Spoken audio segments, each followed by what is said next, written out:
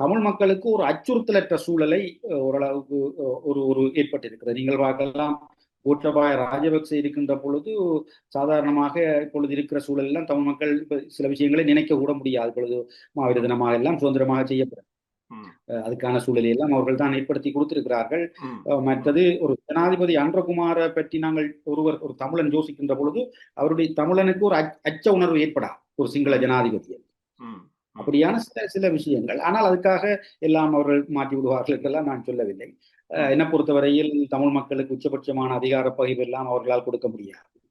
அதனால்தான் நான் திரும்ப திரும்ப சொல்லுவது, இந்த அரசியல் யாப்பு கதையை விட்டுவிட்டு இருப்பதை பண்ணி உச்சபட்சமாக பயன்படுத்துவதற்கு என்ன செய்யலாம், முதலில் மாகாண சபை தேர்தலை வையுங்கள் என்பதை ஒன்றாக தொடர்ந்து நாங்கள் சொல்ல வேண்டும். இரண்டாவது ஒரு ஜனநாயக கோரிக்கையாக நாங்கள் முன்வைக்க வேண்டும். காரணம், அது அரசியலமைப்பில் இந்த நாட்டிலே தேர்தலை வைப்பது ஒரு ஜனநாயக கடமை. அதை நீங்கள் செய்ய வேண்டியது அரசாங்கத்தின் கடமை என்ற விடயத்தை தான் நாங்கள் சுட்டிக்காட்ட வேண்டும். அடுத்தது படிப்படியாக எப்படி நாங்கள் அதை உச்சபட்சமாக பயன்படுத்த யோசிக்கிறோம்.